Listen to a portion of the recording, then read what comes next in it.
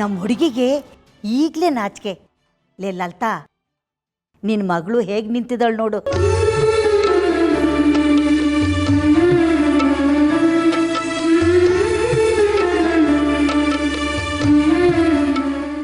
ಈಗ ನಮ್ಮ ಹುಡುಗಿಗೆ ಮದುವೆ ಹೆಣ್ಣಿನ ಕಳೆ ಬಂತು. ನಾಚಿಕೆ ಆಗದೆ ಇನ್ನೇನಮ್ಮ, ಅಂತರ್ಪಟ ತೆರೆದ್ರೆ ಗಂಡ ಆಗೋನು ಮುಂದೆನೆ ಕಾಣ್ತಾನೆ.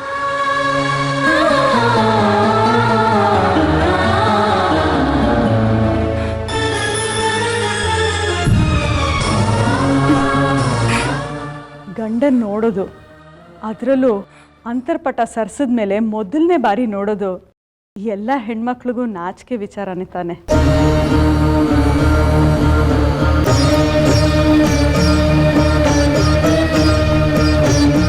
ಹಾಗೆ ಒಂದು ಗಾಂಭೀರ್ಯನೂ ಬಂದಿದೆ.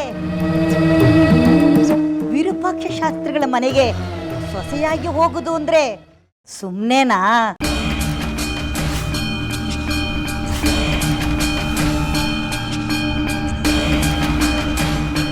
ಎಲ್ಲ ತಂತಾನೇ ಬರುತ್ತೆ. ಗತ್ತು ಇರಲೇಬೇಕಲ್ಲ ರಾಜಲಕ್ಷ್ಮಿ ಅವರೇ.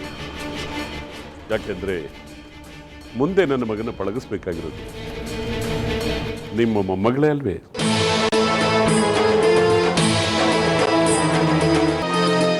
ಇಷ್ಟಕ್ಕೂ ನನ್ನ ಮಗ ಸ್ವಲ್ಪ ದುಡುಕು, ಈಕೆ ಗಟ್ಟಿಯಾಗಿರ್ಬೇಕಲ್ಲ.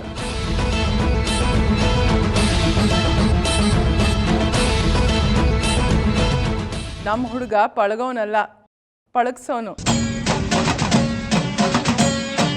ಇನ್ನು 1 ತಿಂಗಳಾದ್ಮೇಲೆ ಜಾಜಿ ಹೇಗಿರ್ತಾಳೆ ನೋಡ್ತಾ ಇರಿ.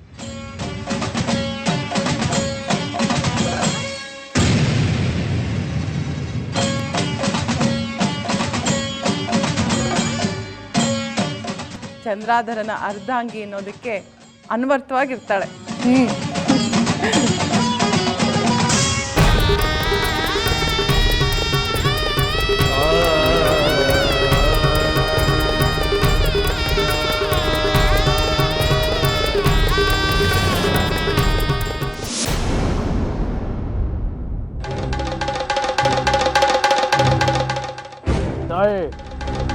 ನಿನ್ನ ಕ್ಷೇತ್ರದಲ್ಲಿ ನಿನ್ನ ವಿರುದ್ಧನೇ ಸಂಚು ನಡೀತಾ ಇದೆ. ವಿರೂಪಾಕ್ಷ ನಡೆಸ್ತಿರೋ ಷಡ್ಯಂತ್ರ ನಿನಗೇನು ತಿಳಿಯದ್ದಲ್ಲ. ಅವರ ಪಾಪ ಕಾರ್ಯಕ್ಕೆ ಆ ಮುಗ್ಧ ಹುಡುಗಿ ಬಲಿಯಾಗೋದಕ್ಕೆ ಬಿಡಬೇಡ ತಾಯೇ. ಗ್ರೀನ್ ರೈಸ್ ಮಾಡುವ ವಿಧಾನ: ಮಿಕ್ಸಿ ಜಾರ್ಗೆ ಕೊತ್ತಂಬರಿ ಸೊಪ್ಪು, ಹಸಿ ಮೆಣಸಿನಕಾಯಿ, ಬೆಳ್ಳುಳ್ಳಿ, ಶುಂಠಿ, ಪಲಾವ್ ಎಲೆ, ಕಾಳುಮೆಣಸು, ಜೀರಿಗೆ, ಲವಂಗ, ಚಕ್ಕೆ, ಅನಾನಸು, ನೀರು ಹಾಕಿ ರುಬ್ಬಿಕೊಳ್ಳಿ.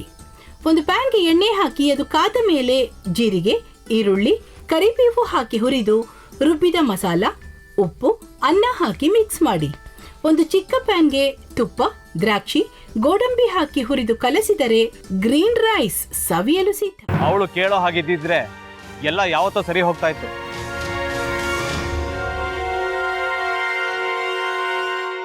ಅದಕ್ಕೆ ನೀವಾದ್ರೂ ಏನು?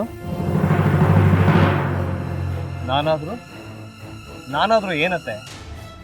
ಅವಳ ಹತ್ರ ಬಂದು ನೀನು ಸೋಲೋದು ಬೇಡ, ನಾನೇ ಸೋಲ್ತೀನಿ, ನೀನು ನಮ್ಮ ತಂದೆಗೆ ಅವಮಾನ ಮಾಡಿದ್ರು ಪರವಾಗಿಲ್ಲ, ದಯವಿಟ್ಟು ಮನೆಗೆ ಬಾ ಅಂತ ಬೇಡ್ಕೋಬೇಕಾ? ಹಾಗೆಲ್ಲ ಅಳಿ ಅಂದ್ರೆ ಸಂಸಾರ ಅಂದಮೇಲೆ ಇಂಥದೆಲ್ಲ ಏನಾದ್ರೂ ಒಂದು ಇದ್ದೇ ಇರುತ್ತೆ. ಹೋರಾಟ ಮಾಡಿದ್ಲು.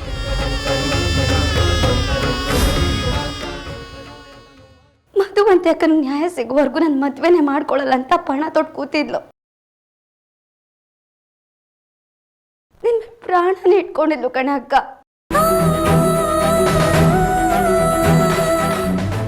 ಅವಳು ಮೈ ಮೇಲೆ ನೀನು ಸೇರ್ಕೊಂಡು ಅವಳ ಸಂಸಾರನ ಹಾಳು ಮಾಡ್ತಿದ್ಯಲ್ಲೇ.